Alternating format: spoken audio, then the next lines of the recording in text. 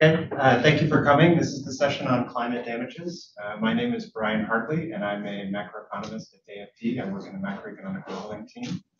GEM.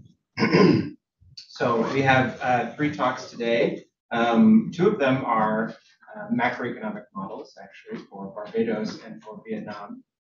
They include results from macroeconomic models, and we also have a presentation on climate stress testing as well. So our presenters are Dr. Irene Monasterolo, who is the professor of climate finance at the EDHEC Business School, and she'll be presenting the paper Climate Physical Risk and Transition Spillovers in Barbados. Our second presenter is Mr. Moritz Baer. He is at the University of Oxford, and he is the manager of the environmental stress testing team. And he will be presenting the paper, Is Climate Stress Testing Accounting for Scenario Uncertainty Right? And finally, we have Ms. Nguyen Thi Thu Ha, who is a Ph.D. candidate in economics at the University of Rouen. And she will be presenting her paper, Climate Change in Vietnam, Economic Impacts and Adaptation.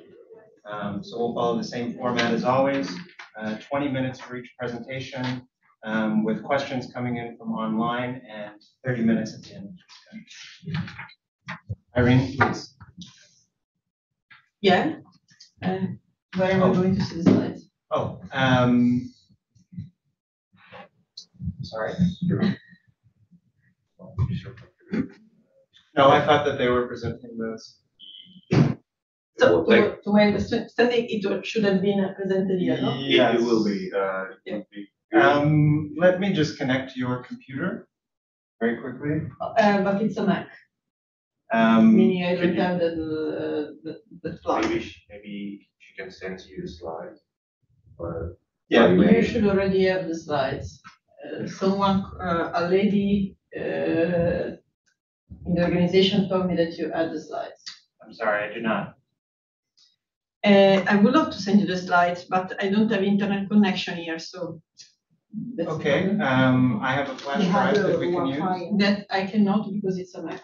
Oh, okay. That's what I said yesterday and this morning to the organizers that I don't. I apologize for that oversight. Maybe we can continue with the other presentation, and yes, I can. And then okay, so Mr. Baer, if you would please go ahead. Yeah, happy to. Yeah, so let me first start by saying apologies that I can't be in Paris due to other commitments. Really happy to be here. Really happy to present some of the latest research that we've been working on. I will now share my screen. Do let me know if you can see this clearly and if you can hear me. yes, we can. Perfect. All right, so thanks for the introduction. So I'm going to present a paper today, which is part of a series of different research projects actually that we're undertaking at the Environmental Stress Testing and Scenarios program, which is a newly funded program at the University of Oxford.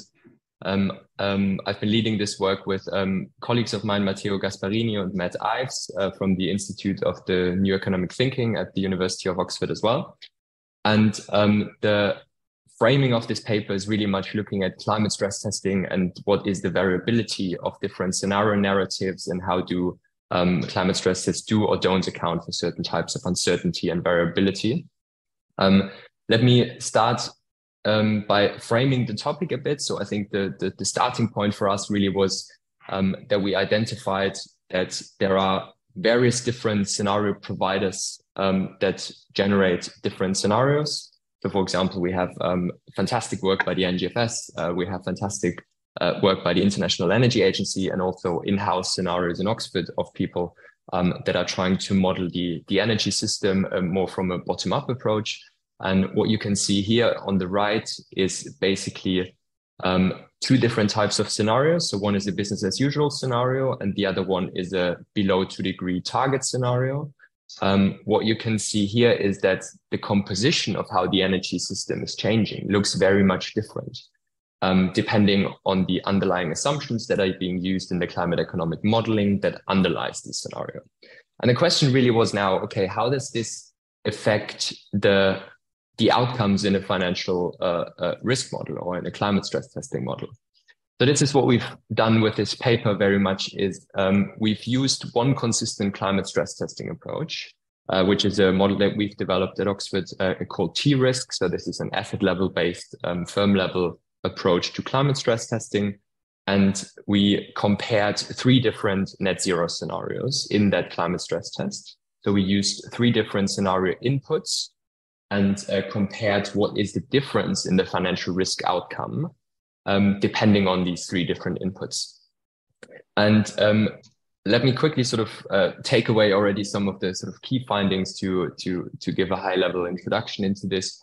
So what we found is that the scenario narrative and also the underlying assumptions of these models obviously play a substantial role in how the financial risk outcome looks in the end.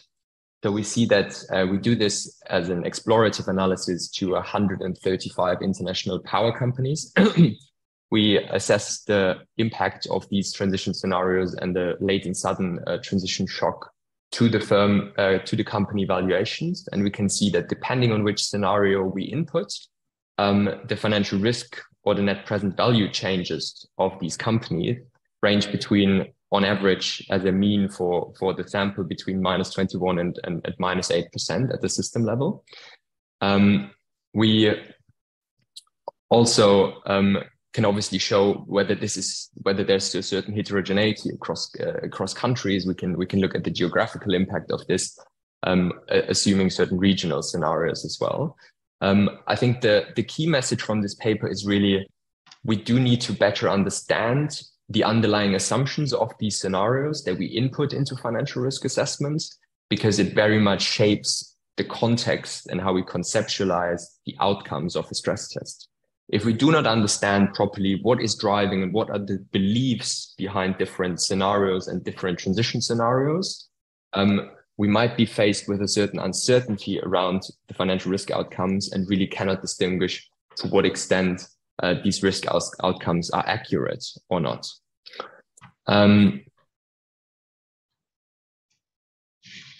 So the first point, and I'm going through sort of like 3 stages in this presentation. So the first one, I just quickly want to touch upon some of the literature around climate stress testing. We have a bit of a look on sort of the qualitative differences of these 3 scenarios that we use for the analysis. In the second part, I will talk a bit about the methods that we're using and especially the climate stress testing framework that we're using. And thirdly, I would like to share some more detail of the results. I want to do this as quickly as possible because I assume that we have quite a good understanding of climate stress testing, what they are used for, why this is really important in the term of long-term uncertainty, long-term horizons of these exercises. We obviously have one extremely capable expert in this room, Irene, obviously starting to look at climate stress testing from an early stage on. And what I want to now focus on really is more the scenario type of analysis. So we know that the literature identified various limitations in climate economic models that produce these scenarios. So obviously there's some critique by Farmer et al. Depending on what type of granularity is used to represent the energy system model, what kind of learning rates are being used that are really underlying and crucial assumptions that shape how the narrative of the scenario is reflected. So again, focusing here on the 3 scenarios that we're looking at, this is the International Energy Agency one. The second one is the NGFS one, and the third one is the Oxford one. So you can see here the depiction of how the energy system is modeled in the fast or in the below 2 degrees scenario. So you see how the energy mix is changing throughout time. We focus here on a time horizon between 2020 and 2040. And you can quite astonishingly see in this picture that, for example, the Oxford scenario is assuming a much quicker uptake of renewable energy within the system. This has certain roots because these are empirically projected technological change forecasts. So they assume a much quicker learning rate and also a utilization rate of different renewables, which are leading to a much quicker uptake and the different shape of how the energy system is evolving over time in a optimized transition. We also obviously have as an input into the climate stress test model the unit cost development. So we want to look what is the profitability differences of firms. So we also want to know how the levelized cost of electricity for certain technologies are changing. And you can again see that while the International Energy Agency has been quite conservative, at least in the 2021 scenarios, on how quickly we can see a unit cost decline for renewables, the Oxford home-based scenarios assume a much quicker and more exponential decline of the unit costs, obviously making these technologies more cost competitive far quicker. And this obviously has an impact on how energy firms are strategically behaving in the transition. So for the methods, I quickly want to, I don't want to deep dive too much in the mathematics of the model. So I've used this slide as sort of an overview. I'm happy to follow up later in questions or also bilateral chats in further explanations of how the model works. But conceptually, it's the model consists of 3 different stages and 3 different layers. The first one is a curated set of scenario inputs. We focus on certain key parameters that are sort of exogenously fed into the model, which is, for example, the production demand side through the transition, policy carbon tax representation, and the representation of technological change as expressed through the unit cost developments. We then measure sort of the impacts of this on an asset level and firm level approach. So we do have a data set which captures around 60,000 firms, and they are broken down into its individual components of business segments across technologies. So we know that a certain energy company has physical infrastructure of power plants all across the globe with a different capacity and a different lifetime and a different geolocation of these assets. And we assume that these cash flows of these individual assets that are owned by a certain type of energy firm are making up the aggregated cash flows of the firm. So this is very much a firm level representation of the economics around the transition. So some of the mechanisms are fairly straightforward. I think we do have the demand side effect and the production effects that basically force the energy system to change. So we would assume that the firm is a demand taker, so they would need to adjust their production depending on the phase out of coal, for example. The second one would be a carbon tax representation, and depending on the emission intensities of its individual assets of a firm, it would be faced with an additional cost. And the technological change expressed as the unit costs will have an impact on the firm cost structure, obviously. We do have also a representation of stranded assets in there, which then moves towards the third layer. So once we have decided and once we have modeled the climate economic impact on the firm level, maybe just one sort of like key distinctive feature, I think, of this model is that we also have forward-looking production plans of individual firms across technologies for a period of 5 years, similarly to some CAPEX plans. So we do know and we assume that the strategic direction that these firms are following is set by these production plans. And the economic impact from the transition is then a function of the misalignment to a certain scenario. So if a firm is planning on building out new coal production because they own a new equity share in a coal-fired power plant in Asia, this will obviously increase the misalignment over time and therefore also increasing the transition risk that follows in our model. For firms that are already very much aligned with the transition, and this is, I think, the difference on some of the modeling approaches where you assume a carbon tax and the transition impact is a function of the carbon intensity today of a firm. We can very much have a very high carbon technology energy firm in this model, but that is over the next year stipulating to transition align with a net zero scenario, and therefore would not be facing any transition risk in our model, even though its carbon intentions today would be very, very high. So it's more around the strategic misalignment with the transition rather than the current and today's carbon intensity of the company itself. And then the third layer is a simple representation of a dividend discounted cash flow model, which then derives the equity valuation changes. And we also feed this into a Merton credit risk framework to derive the impacts on the probabilities of default. Note that for this particular piece in this stage at the moment, we're just focusing on the net present value changes due to the different scenario narratives. This is a bit more sort of the mathematical representation of the model. Again, I think the most important part here is that we're focusing on the discounted cash flows as a representation of the equity value of a firm. And it's obviously a counterfactual analysis. So we try to derive the impact between a baseline and a late and sudden shock scenario, which is then reflected in how much of equity valuation changes is a company facing today in a discounted term under a certain transition, as opposed to a business as usual.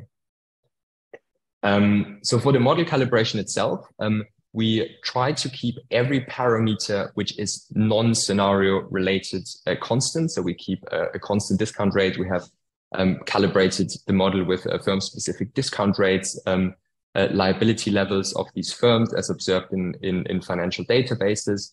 And we just vary the inputs of the exogenous narratives. And we focus the model on 3 runs. The first one is with the International Energy Agency one. The second one is with the NGFS one. And the third one is with the Oxford one, both varying the production demand side effects and the unit cost and the representation of technological change. So what do our results show? So the results are quite interesting because we can actually see that there's a huge variability in the financial risk outcomes, right? And it's partly because of the underlying assumptions that are used to derive the scenarios. So for example, the Oxford fast transition scenario, which assumes, again, a much quicker uptake of renewables, would see more of the firms that are actually already building out renewable power capacity to be able to reap a greater benefit from this quicker increase in market share globally of the renewable power sector, and are therefore affected much more positively. Even in our average scenario in the stress test, we can observe an on average slightly positive effect on the companies, obviously, which with a much greater heterogeneity if we look at this on the firm level in the next slide. And the NGFS and the International Energy Agency scenario, with a more of a pessimistic picture on sort of how the energy system is changing, we observe a much more negative impact. You can see here that the standard deviation is also significantly different. So the standard deviation of the Oxford fast transition scenario is much higher, meaning that it is really important to capture the heterogeneity of the transition, right? Some of these firms are highly positively affected. Some of these firms, which are mostly coal-fired power plants, and the firms that are running these coal-fired power plants are affected highly negative due to a coal phase-out in most of these scenarios. If you look at it from sort of the risk distribution, note that these 3 graphs again represent the 3 different financial risk outcomes. So that's it's a distribution of the net present value change under these 3 scenarios. Again, this is just a subset of 135 international power companies, but you can here quite nicely see the variability in the results. Depending on which scenario we use, this looks quite different. And I think this is really important to note because this is part of the uncertainty that we don't know, right? We don't yet have the capability to attach a high degree of probabilities to which is the most likely scenario. So we are arguing you should be testing various different scenario narratives with different underlying assumptions to better understand, okay, what is the range of plausible outcomes that we would be facing, especially for the financial instability risk implications. This is really important to be reflecting to what level of accuracy and how sensitive this is actually to a scenario narrative. Because just imagine a scenario which has, for example, assumes a high uptake of carbon storage technologies, for example, or an exogenous learning rate. We can trace these impacts of the underlying differences in the assumptions of the scenarios pretty much all the way to the financial risk outcome. And this is sort of part of the bigger picture of this research project. And obviously this is just an initial stage, but we see great value in trying to see what is the variability of inputs into an integrated assessment model, for example, what kind of scenarios do they generate, and how do these scenario inputs in a stress test or financial risk analysis then differ and lead to various different outcomes. And ideally, we would need a much greater understanding of what is the causal relationship of individual, very sensitive assumptions in integrated assessment models, for example, that are really driving the differences in the outcomes, just to better understand what's really driving the results.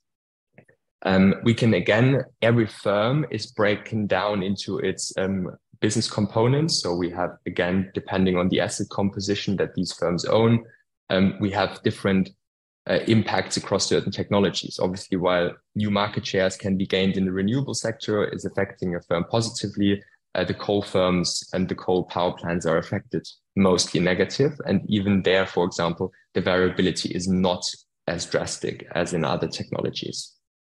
I think this just also shows that given that we do have new insights of satellite imagery and new asset level data sets that can depict the firm's business segments quite granularly, I think it shows what kind of potential there lies in these bottom-up granular stress testing approaches.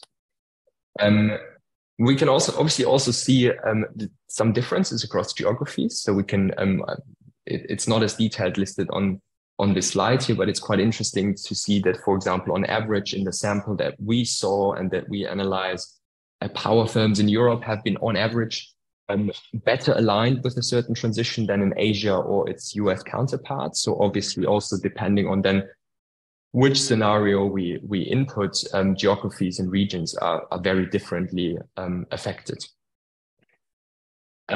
We also run some robustness checks, and there are quite some interesting notions about this, but we obviously just want to check we kept all the other parameters constant in the model. If we vary the discount rate of these, I would say, scenario independent parameters, we can show that the results or the variability across the results is not changing this much. Again, pointing towards the fact that these differences in the outcomes are really due to the differences in the scenario inputs and not just some sensitivities around endogenous model parameters that we have.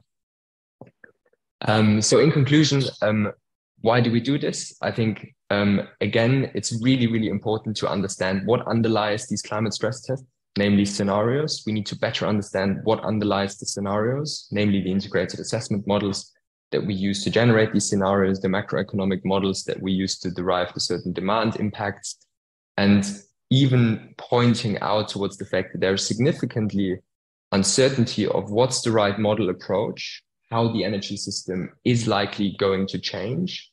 So we really advocate for trying to harness the full breadth of scenario narrative in these financial risk outcomes, because we think it gives great value to the client or the user or the financial institutions to really better understand what's driving the outcomes in their financial stress test. And to explore the unknown unknowns, exactly. So it's also a question of because we can't really associate the probability distribution across or how likely it is that a certain scenario materializes, I think it's even more important, therefore, to run these sensitivity tests and to test various different scenario narratives and to trace down sort of what's driving the results. So this is for now how the research and the current state of the research. We've published this on SSRN as a working paper, so we're really happy to receive any comments. Again, this is something we just run on a subset of 135 energy companies. We're currently also running the analysis for other firms in the oil and gas sector. We can expand this to the automotive sector, given that our underlying data set really captures 60,000 firms, capturing quite a substantial share of most of these sectors. And that would then allow for also more external validity and make more systematic, drive systematic conclusions from this. Here, very much, this is not representative of the energy sector. It's just a subset of companies. But even for this subset of companies, the heterogeneity of the transition risk is vastly different depending on the scenario narratives. Thank you very much. Thank you. I'd like to present using my Sure. Do we have a presentation first and then a discussion of each paper? We'll have the discussion at the end. Okay. Great. Yeah. Yeah, it's fine.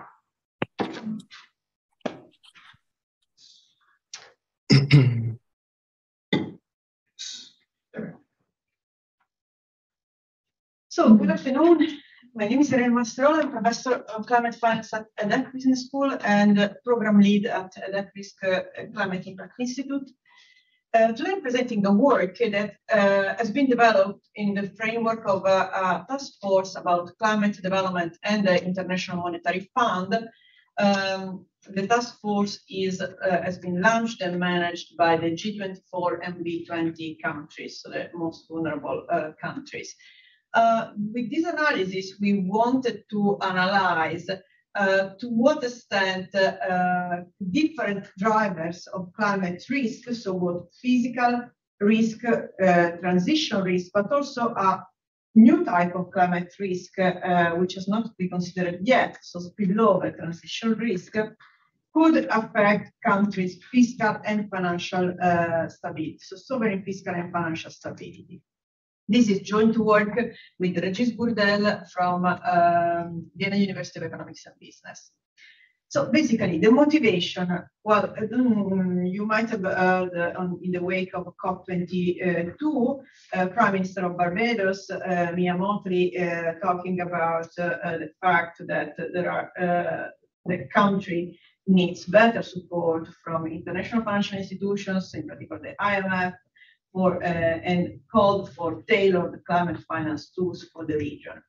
And the point is, on the one hand, that the country is highly vulnerable to climate physical risk. So I had the pleasure to do the first consultancy in climate finance, climate development finance in the country already in 2015 for EIB. And at that time, we already saw, me and my colleague, that several relevant assets for the country economy, in particular hotels, with luxury hotels, were actually quite going into the sea because they cut mangroves and sea level rise and coastal erosion. And that was already in 2015, so now it might be even worse. Plus, the country is affected not only by chronic risks, such as temperature increase and sea level rise, but also by recurring acute risk, in particular storms and hurricanes. On the other hand, there are some high carbon activities represent a big share of gross of GDP and of employment in the country, meaning that the country is also exposed to domestic transition risk. But a peculiar characteristic is that a major driver of transition risk in the country would be intercontinental tourism. So when we account for the country is well known for touristical activities that represent quite 40% of jobs. And in this case, it's mostly intercontinental tourism. So the three main countries for departures are UK, Canada, and the US. And finally, the country, however, is also exposed to domestic transition risk in the case of introduction of carbon tax because of fossil fuel reliance of the energy mix. On the other hand, the country then has also some fiscal and financial challenges to invest in both mitigation and adaptation. Indeed, the country has a very high public debt, so quite 147% of GDP, and it has still fiscal consolidation ongoing with the IMF that limits the ability to invest both in mitigation and in building resilience. However, could be also opportunities, and the opportunities could come from the current discussion about the climate resilient debt instrument together with the IMF. In particular, the country started to negotiate an extension of the fund facility program, so from debt restructuring to the use of liquidity available, for instance, from cancellation of interest payments to invest in mitigation and adaptation instead of creating new debt through new flows. However, precondition to understand how to invest in climate mitigation and adaptation in countries, in small island countries that are, on the one hand, highly vulnerable to chronic and acute physical risk and are exposed to transition risk, both for the composition of the economy, but also from international tourism, and a little fiscal space to deal with such risk, is to understand actually risk. And in particular, to understand how risk could emerge, which sectors in the economy and finance would be mostly affected, and how, through which channels risk could amplify and end up affecting balance of payments, fiscal revenues, balance of payment, and sovereign debt. What we do here is to assess the impact of climate physical risk and transition risk on sovereign fiscal and financial stability. We use the NGFS scenarios for chronic risk, CLIMA, the probabilistic risk assessment for hurricanes, for acute risk. And then we consider two types of transition risk. One comes again from the domestic introduction of carbon tax and transition policies. So we downscale the NGFS scenarios to Barbados.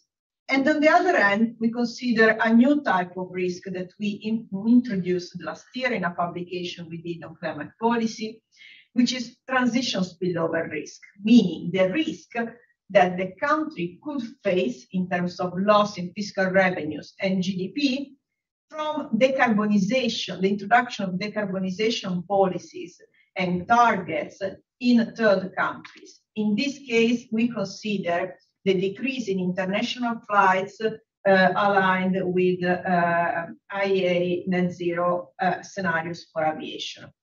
We analyze the entry points and transmission channels to agents and sectors of the economy and the cascading impacts on the sovereign. The result is that, being a small economy, spillover risk is particularly relevant for fiscal and financial stability, and in particular, this matters in absence of coordinated introduction of climate policies from the North. And the goal is to improve, of course, the design. The goal of our analysis is to provide a better overlook on the drivers and implications of different types of risk, which have different transmission channels, in order to design tailored financial products, in order to, financial measures to invest in the transition.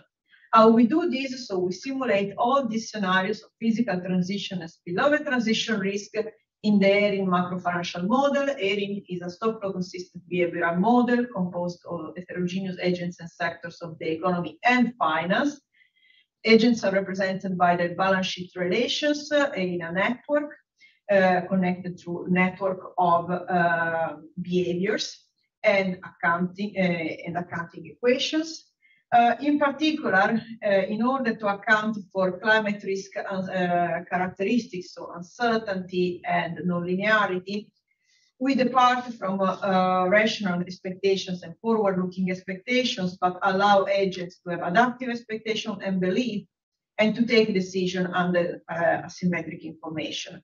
This in particular is important for banks and central banks, and in particular for financial actors, because financial actors like banks form expectations about the scenarios and about how the scenarios are going to affect the country, and adjust their cost of capital and lending decision based on their expectations about climate risk and policy credibility. And on this, we rely on a paper we published on Science last year. We designed first climate physical and transition risk scenarios. So transition risk scenarios, we consider net zero, the NGFS scenarios that we downscale to Barbados, so net zero 2050, below 2 degrees and current policies. These scenarios are characterized by the introduction of a carbon tax in the country, plus some green support, so green subsidies. For physical risk, we take chronic risk scenarios and damages from the NGFS scenarios, plus we calibrate acute risk, so hurricanes, translating damage functions for hurricanes, which we calibrate at the asset and geolocated level on, we translate them in losses on economic activities that are geolocalized. And here you can see an example of the tracks of hurricane paths that we consider. So we consider both mild, but also strong, so category 4 and 5. Then we focus, as we say, that one of the peculiarities of this analysis is to consider a spillover transition risk, so which could emerge from these scenarios of decarbonization of the aviation, of international aviation that have been presented last year by the International Energy Agency in their net zero report. And what we see is that in a net zero scenario, international aviation emissions should decline very much and got in comparison to the baseline. And this in turn will mean, since there is not yet any technology to do this, decrease in flights.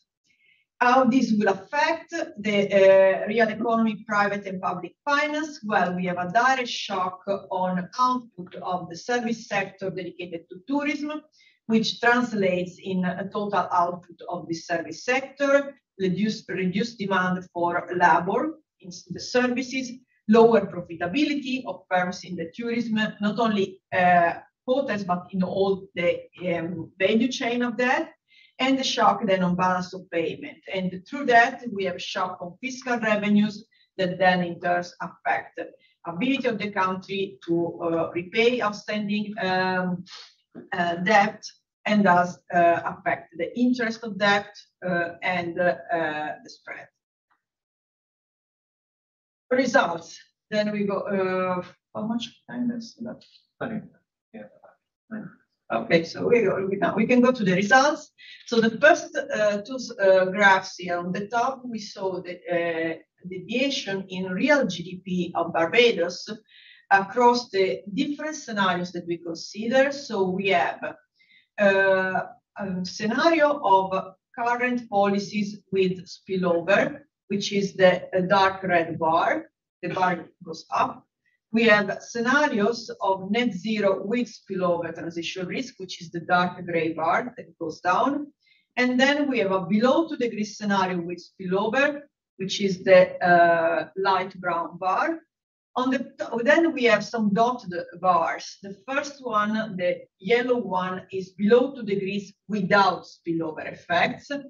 And the blue one with the stripes is net zero at 2050 without spillover. So the first message that emerges from the impact on GDP is that considering or not spillover transition risk for Barbados and for countries like Barbados in terms of structure of the economy and sovereign revenues makes a lot of difference when we want to identify shocks in the economy and their major drivers. Indeed, what we see here is that if the country has to take an ambitious decarbonization path, so a net zero, or even just a below 2 degrees decarbonization path, and this is going to be to occur also at the global level. So if we go for a below 2 degrees of net zero scenario in the world, then countries like Barbados will have a negative shock on GDP from spillover transition risk. However, we will have also a positive effect on emissions. And the positive effect on emission reduction is due to the fact that, of course, we have the international impact on lower emissions from international flights, but this impact is not so large for the emissions of the country. And the reason is that usually the service sector is much less emission intensive than other sectors. So there are. This is the first trade-off that we see.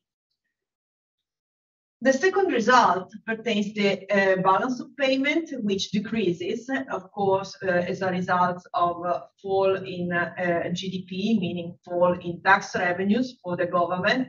And decrease could even be quite relevant, so up to quite 20% of GDP by 2050, only through the channel of international tourism loss, so only through shocks of spillover transition risk and the transition in the sector. What does it mean?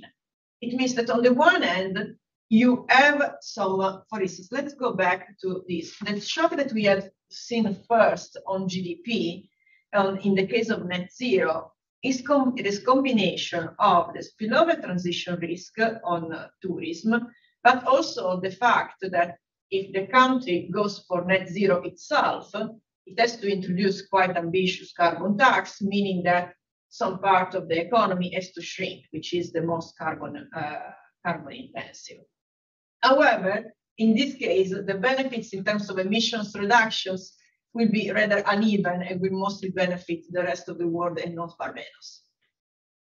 But the shocks on GDP, on GDP will drive a large shock in fiscal revenues, which in turn will affect the balance of payment, which of course goes down in the case in particular of below 2 degrees and net zero. It keeps on going up in the context of current policy because we don't have spillover transition risk and we don't do ambitious climate policies in Barbados. And this is, of course, the shock on balance of payment and on GDP means a higher debt to GDP ratio for the country.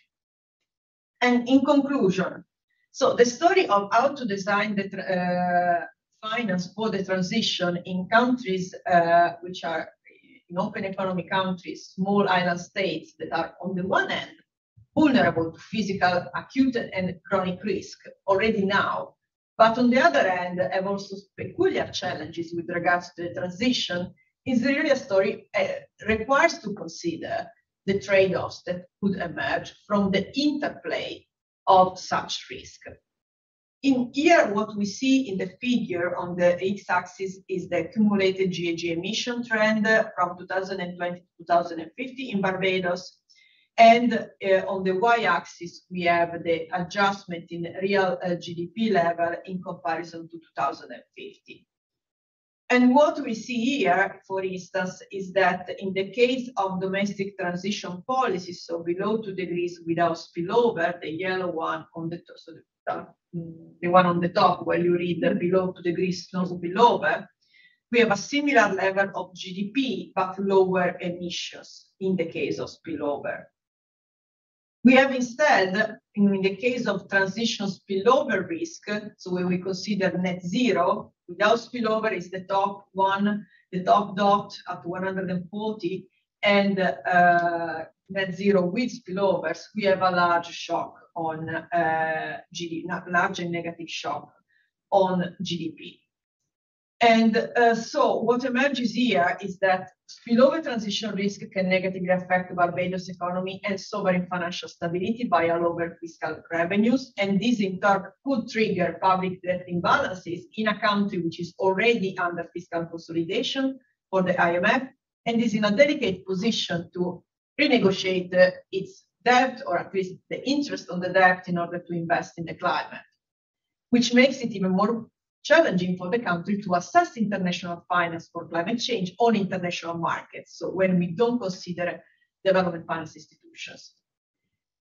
And so the insights are that mitigating climate risk while avoiding spillovers, which could increase the challenges for the country, require an introduction of timely and coordinated climate policies at the regional and global level, because without that, small countries and vulnerable countries will be worse off. For supervisors and overall also development finance institutions that try to channel and mobilize climate finance in those countries, our analysis shows that neglecting spillover transition risk and its interplay with standard transition and physical risk could lead to neglect an important policy trade-off that could lead to, let's say, incoherent or less not properly tailored climate finance interventions. This is available as a working paper published 2 months ago on within the task force work, and I think we are planning to submit your presentation. Okay. Well, thank you very much. Thank you. I would also encourage the audience that's following online, if you have any questions, you can go ahead and type them in and we'll get to them later in the discussion portion. And I'm very proud of this figure because it was this picture because I took it in 2015 in Barbados, so it's a good line. Okay, well, thank you again. And Ha, the floor is yours for 20 minutes.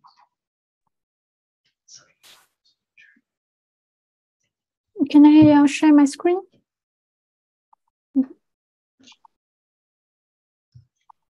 We don't see it yet. There it is. Thank you. Do you see my screen? Yes. Okay, perfect. So thank you, Ryan, for your introduction. And I am very happy to present our paper, Climate Change in Vietnam, Economic Impact and Adaptation. So this work is integrated into the GEM Vietnam project of the French Development Agency and the Ministry of Natural Resource and Environment of Vietnam. And our paper is included in 2 reports of the project. So the first report was in the last year on the occasion of COP26. And the second report is released a few weeks ago on the occasion of the COP27.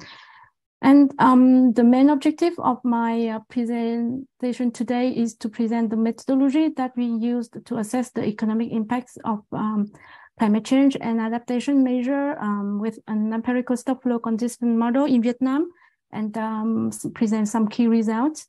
During the next 20 minutes, firstly, I would like to overview the context and the main objective of our study. Secondly, I will describe our methodology. Then I will present some main results from the simulation. And finally, I would like to summarize some key takeaway in the conclusion. Now let's move on the first part, context and objective of this paper. So since the reform in 1986, Vietnam had a remarkable development with the growth rate on average 6 to 7% per year. But this country is facing to the environmental challenges, and Vietnam is now one of the most vulnerable countries to climate change. So you can see in the 2 figures show the change in temperature of Vietnam in the past with the graph in the left, and in the projection for the future in the right. So you can see that the average annual temperature of the whole country increased during the period 1981 and 2018. And the projection at the end of the century under the update climate scenario from the latest IPCC could reach 6 degrees Celsius under SSP 8.5. And as you know, climate change affects different sectors and the economic growth of the country. So in 2018, when we start the project, the GEM Vietnam project, we looked in the literature of climate impacts in Vietnam. And we found that the existing study mainly focused on specific sectors like agriculture, energy, tourism, and there are a few studies of economy-wide effects. And to our knowledge, in 2018, there was only a study of Uniwider and CM, a research institute of the Ministry of Land and Investment in 2012. They tried to evaluate the climate impacts on economic growth in a dynamic CG model. So given the context of globalization and financialization in Vietnam, we think that it is essential to have a comprehensive macroeconomic framework to assess the impact of climate change in Vietnam. So that's why our main idea in this paper is to develop an integrated economic-wide assessment framework to analyze the economic impact of climate change and adaptation measure on the Vietnamese economy. And to achieve this objective, we follow the approach of Xiang et al. In 2017 to try assess the economic cost of climate change in the US via a combination of multiple climate scenario, quantitative meta-analysis of sectoral and social impacts based on existing study, and integration within a macroeconomic model.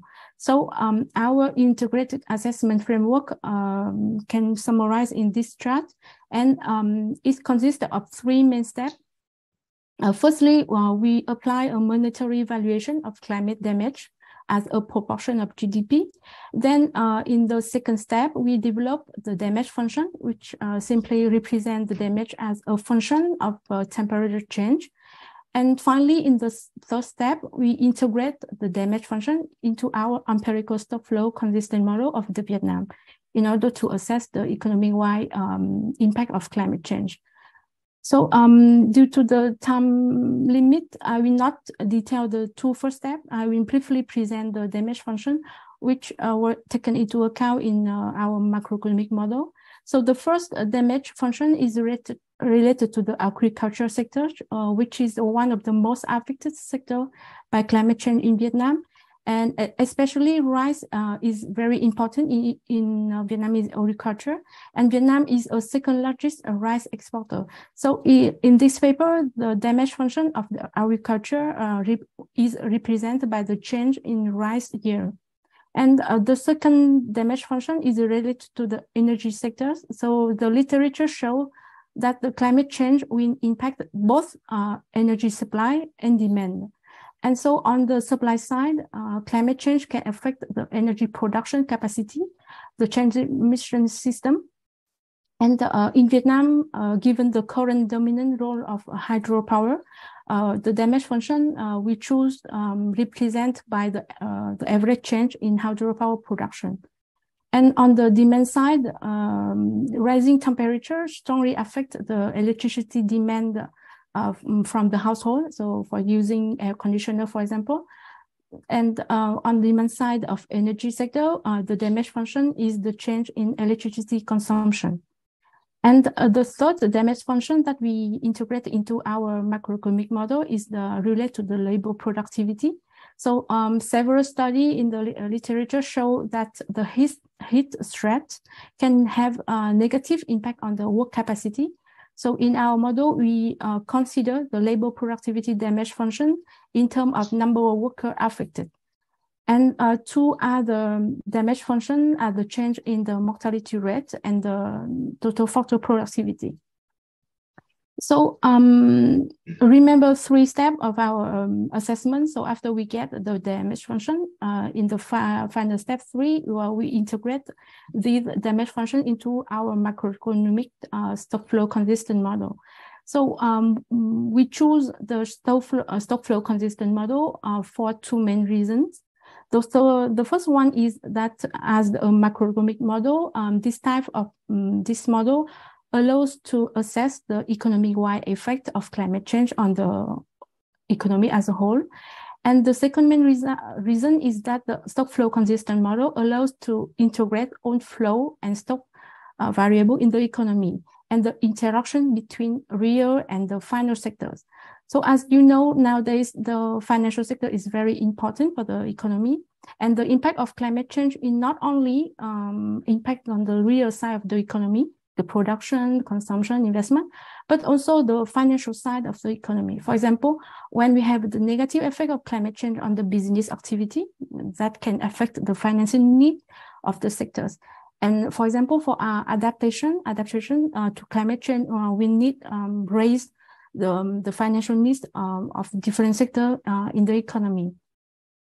So the next question is how to develop this SFC stock flow macroeconomic model. We can summarize in 4 main steps. So the first one is construction of the stock matrix called balance sheet and the flow matrix. And the model is basically is a system of equation. So 2 main steps. Next step are writing 2 main set of equation of the SFC model, which are accounting and behavioral equation.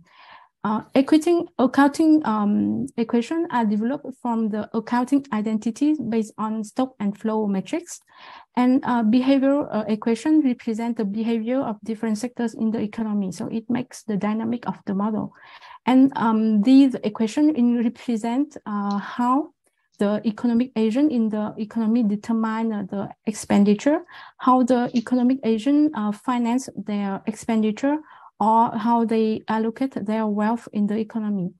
And in the step 4, we put together the accounting and behavior equation in the same system and simulate the model with a software.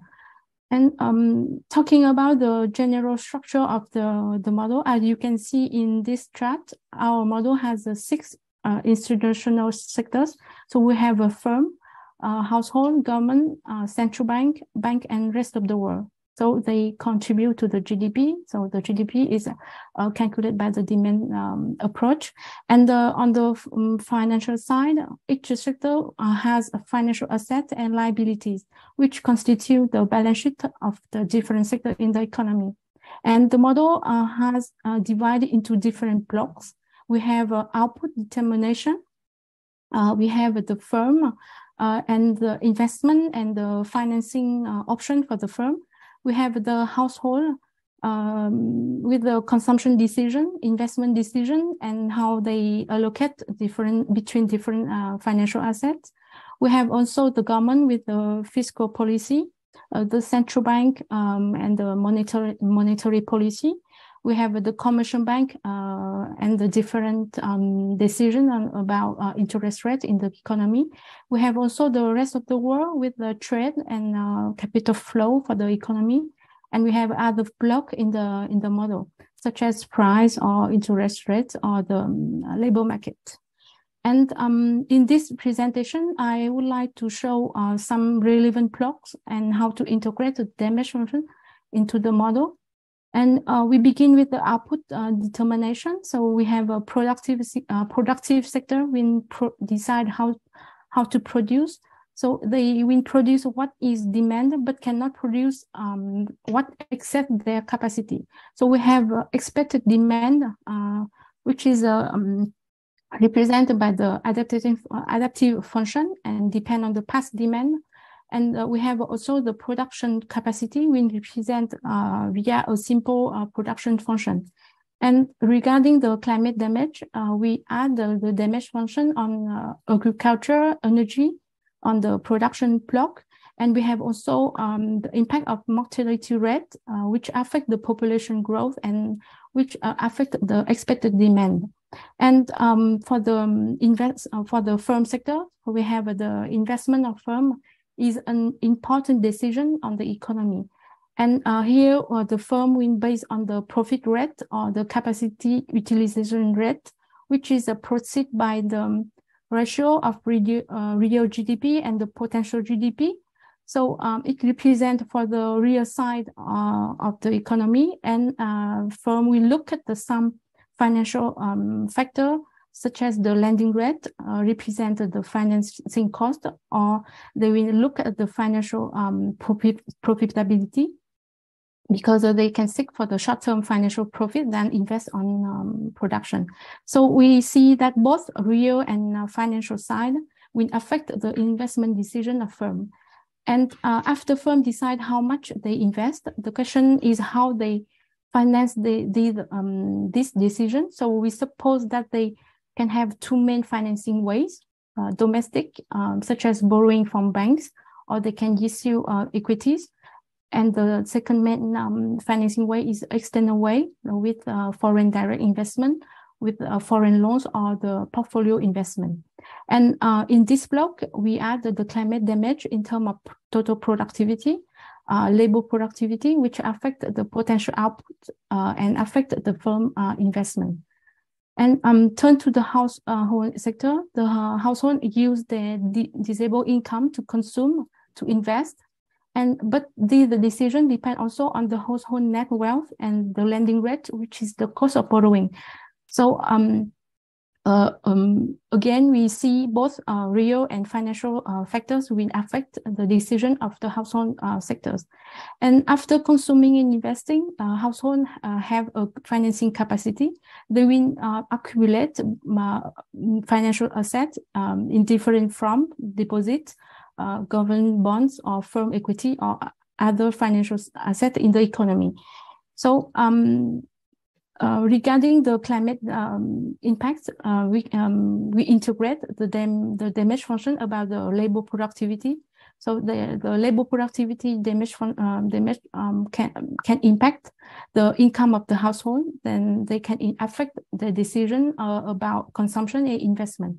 So climate change can also have the impact on real side, the consumption of household, but also the financial side, by accumulating financial assets. And we have other institutional sector in the model and different behaviors, such as the government with the fiscal policy. And we have also the key variable, the public debt. Regarding the central bank determine the refinancing rate as the monetary policy tools. Then the commercial bank will decide the lending rate and the deposit rate based on the central bank interest rate. And the interest rate will affect the investment decision of economic sectors. So once again, you can see the link between real and financial side in the economy via different equation on the system. And for the rest of the world, we have the equation about export, imports, and the rest of the world can contribute to finance the domestic economy through foreign direct investment, portfolio investment, or foreign loans.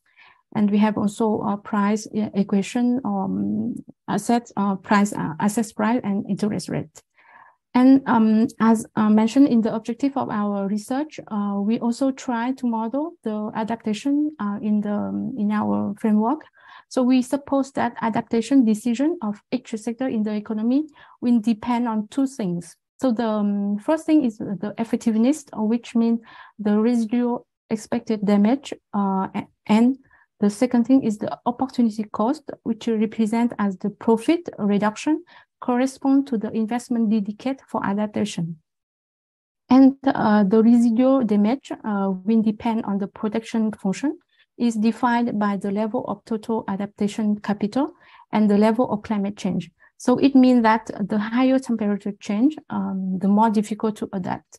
So in order to assess the impact of climate change and adaptation, we integrate a damage function and adaptation equation into our macroeconomic model, and we simulate with different climate scenario. So we used the climate data following the latest IPCC report in 2022. They combine the RCP and the SSP, shared social economic pathway scenario. So we have a different scenario from low, intermediate, high, and very high greenhouse emission. So it corresponds to SSP1 2.6, SSP2 4.5, SSP3 6.0, and SSP5 8.5. And we represent here three main results from the simulation. The first result is the macroeconomic impact without adaptation under the very high greenhouse gas emission. The second result, we will see the macroeconomic impact with and without adaptation. And the third result are related to the financing need of different sectors in the economy. And this graph shows the first result of the macroeconomic impact without adaptation.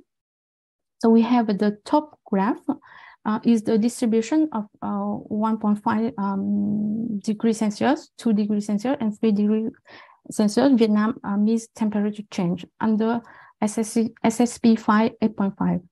According to different climate models.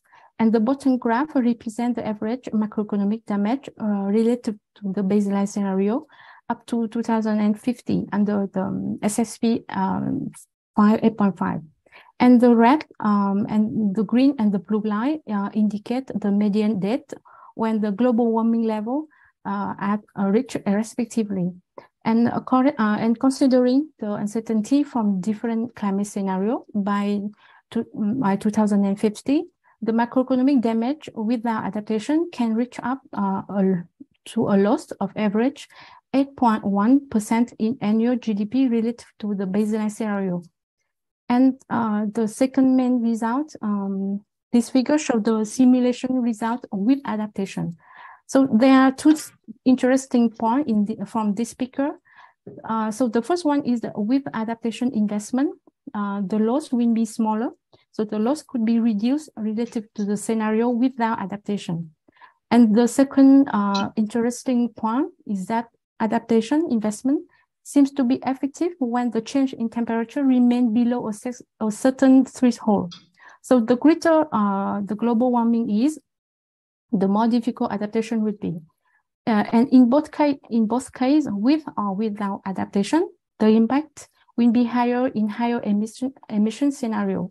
And mitigation effort will contribute to stabilize the global temperature, then adaptation would be become not too expensive. And as I mentioned in the beginning of my presentation, climate change can have impact on the financial side of the economy, and the adaptation to climate change will raise the question about the financial balance of each sector. So this figure shows that the increase in public adaptation investment imply a higher public debt, especially when the temperature is high. It will reduce the level of efficiency of the adaptation investment, and the public debt strongly increase. And the adaptation decision must take into account the budget constraint and to obtain more efficient adaptation option. And in addition, different options of financing by domestic or external debt of the government can affect the micro financial variable in the system, such as the exchange rate or the current account or the international reserve of the central bank. And we found the same result for the private sectors. So this figure shows that the private sector will have an increase in their financing needs due to the additional adaptation investment, and in particular in the initial years. However, as the adaptation capital accumulates over time, and it can contribute to reduce the loss due to the climate change and improve the activity in the long term. But above a certain level of temperature change, adaptation will be less protective, and additional adaptation investment will worsen the financial situation of the sectors. So that brings me to the end of this presentation. To sum up, we provide a new economy-wide assessment framework with 3 main steps to evaluate the macroeconomic effect of climate change for the Vietnam. Different damage functions are integrated into the macroeconomic stock flow consistent model.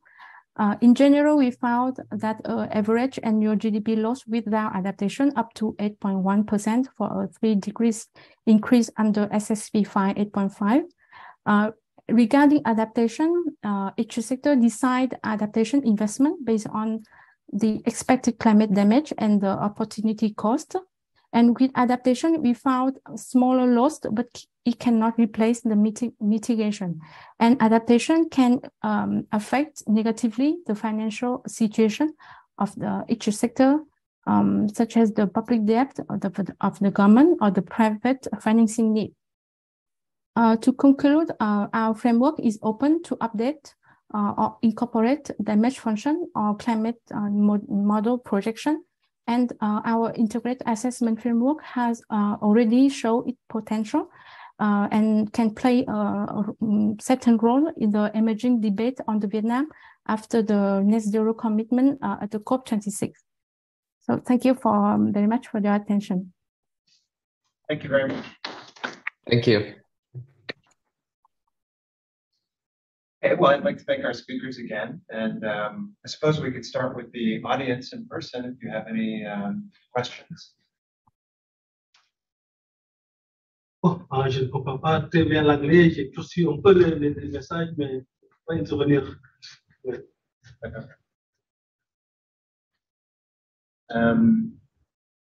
Well, do we have any questions from online? Well, we have one. Please. Okay, so we have just want to yes. introduce Madame. Please. Thank you very much for the scoop. It's a scoop. Like expressing, and also the ladies, thank you for the remark we do. Wrote everything, so we're going to follow the work. Because for the climate, nobody's there. It's so strange. Whatever. It's a contribution. Thank you. Nice to meet you. Okay, so we have one question online. So the basic gist of the question is, have you ever seen any model including the effect of climate change on water scarcity?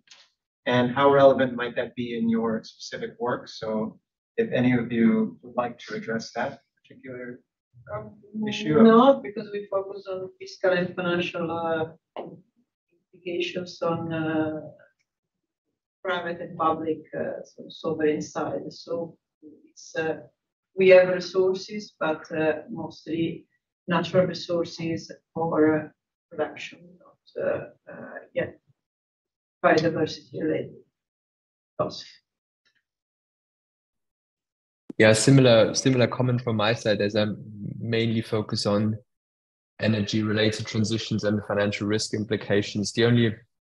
I haven't seen any macroeconomic model featuring this, but obviously when it comes to biodiversity loss, or I could see some potential link or transmission between certain ecosystem services and the impact on the economy. So for example, water stress and the impact on the ability to reach certain capacities for power plants that might increase energy insecurity in a certain region, for example, but I'm not aware of any direct literature to that.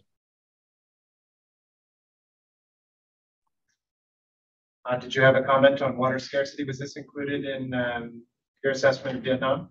The same answer for us, because we rely on existing study for damage function. So, and in our model, we not focus on the production side. So maybe water resource can contribute more for the production supply side. But maybe it can be considered for the second phase of the project. Thank you. Well, I would take the opportunity to just ask a few small questions, I suppose.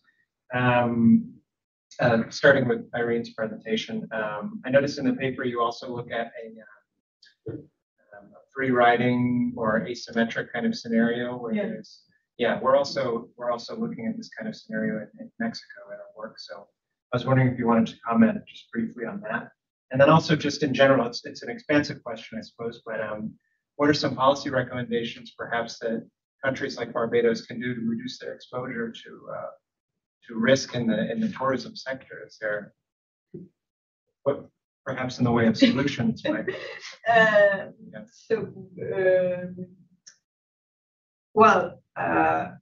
Countries like Barbados had a kind of development path signed in the last 20 years by the funders, which were mostly development finance institutions. So probably more than Barbados, we should ask the development finance institutions or suggest them what not to do in order to finance development in these countries. And so that's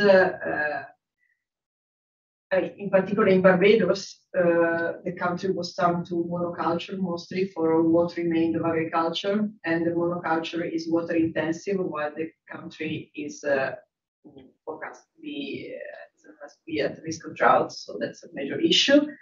And on the other hand, that's only the little area, agricultural area that remains, because all the rest was converted into tourism sector facilities, most of which now have been dismissed with stranded assets there. And so the point is trying to really engage and have a kind of shared approach with the client, in this case with the government and the population, about what kind of development, and not just development which is driven by international prices, international commodity prices, because it's really it's really short-sighted. In the case of climate, because a lot of the damages that we see now and the vulnerabilities that we see now in Barbados are not inherent to Barbados. Of course, you have storms, but the actually chronic risk are of sea level rise and coastal erosion are brought right by the development, unsustainable development of the tourism sector that coupled with mangroves and of monoculture, and transition risk is also a result, both spillover and domestic is a result of the development choice that were taken in the last 20 years. So that's, I think, you have a path dependency of the policies that you introduce. And for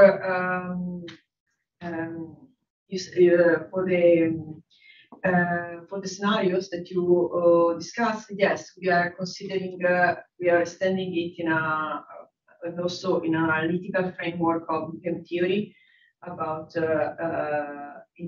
introduction timing, kind of optimal timing, and minimization of the trade-offs on GDP and emissions of introduction of climate policies in the country, either together with the global north or what happens if only one goes for climate policy. Climate policy is considered mostly carbon tax on high carbon activities, but that's what we are considering. So here we tried, in the paper you find the simulations. Now we turn to provide an analytical solution, and probably there will be a paper only on that. One paper only. But that's interesting if you focus on the case of Mexico, because yes. we are working, well, we did a climate stress test for Mexico, but also the compound risk analysis with the World Bank, where we analyzed with the same area model, the compounding, and Nicola Ranger was also involved in this project, the framework project, then we published with a specific application. What happens for the economy, private and public finance, when climate acute risk and chronic risk compound with pandemics. So, and we tailored it on and calculated it on Mexico, and we published last year on Journal of Banking and Finance. That's, thank you. Thank you.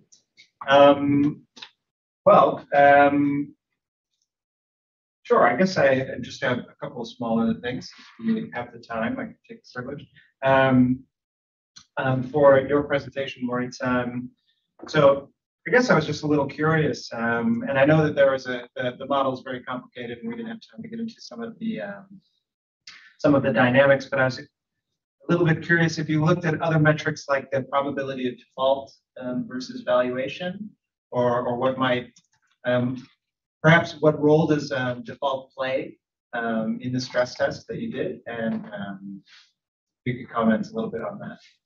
I appreciate that. Yeah, that's so that's a really good point. So as I mentioned, in principle, the model setup allows to assess the impact on the probability of default.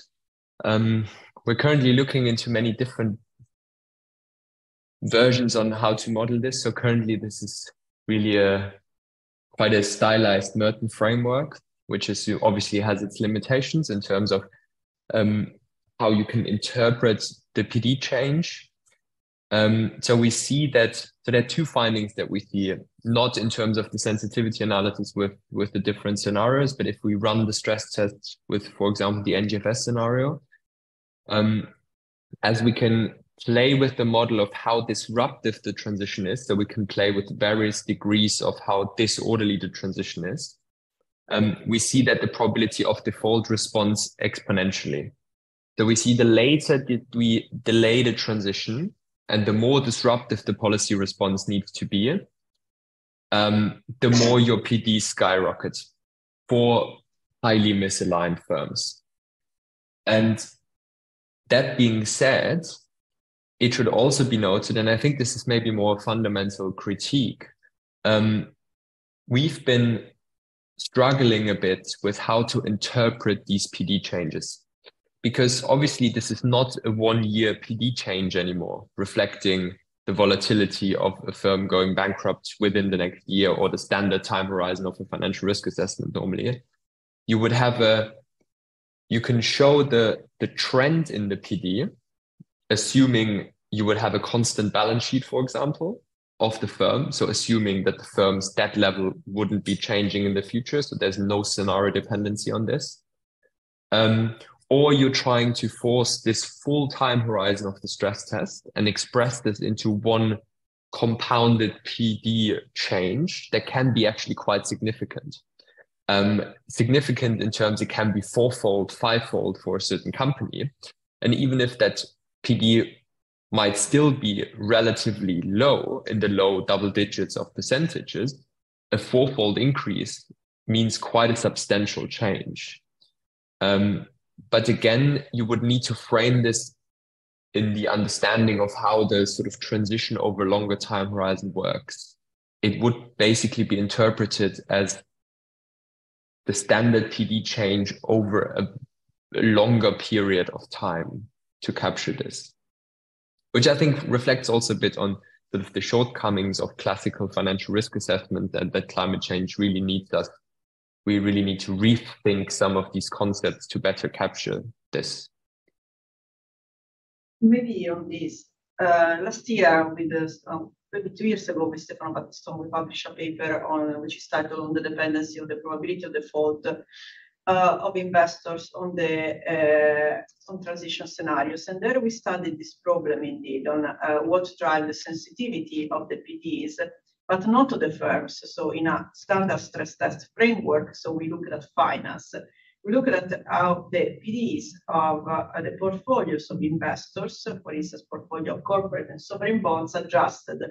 And what we saw is that, right, the story that neglecting tail risk scenarios and higher end scenarios leads to a massive underestimation on the expected shortfall, despite you might have very short, very small shocks on the PD, because the relation between, I mean, in an analytical way, the relation between the PDs of the firm and the PD of the bank is rather is non-linear, and the non-linearity increases when you move then to the financial risk metrics.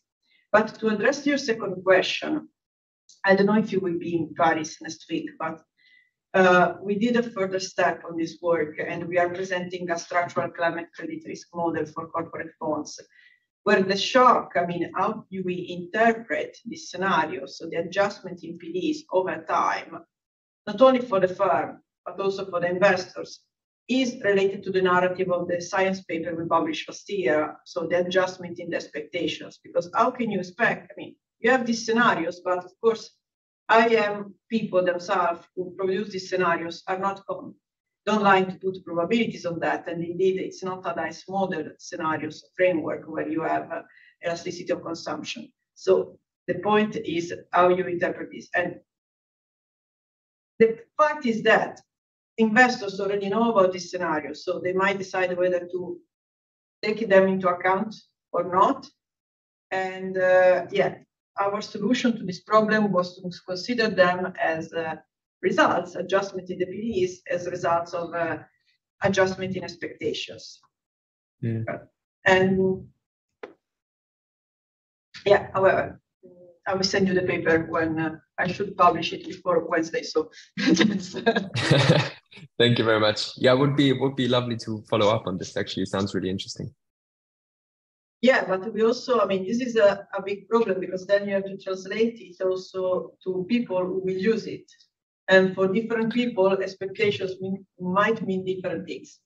So yeah. that's Now we also see this because we are so as part of this new program in Oxford, we have a partnership with an NGO, and we apply the climate stress test as an open source tool with central banks in emerging economies and mostly in Asia at the moment, and working with central banks and trying to train them on certain how to interpret and how to use these tools.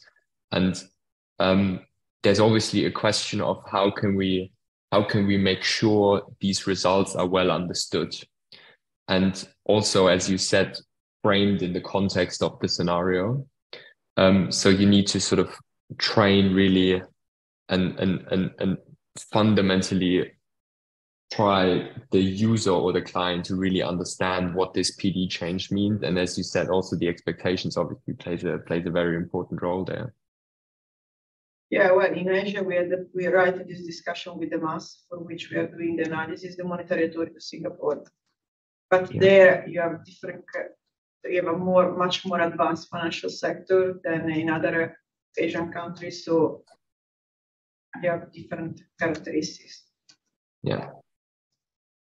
Okay, well, we are running into our time deadline, but I would just, because you mentioned at the end how the project was continuing, I would like to give you the opportunity, maybe what the future direction of research is for your work in Vietnam. Is that correct? Did I understand you first?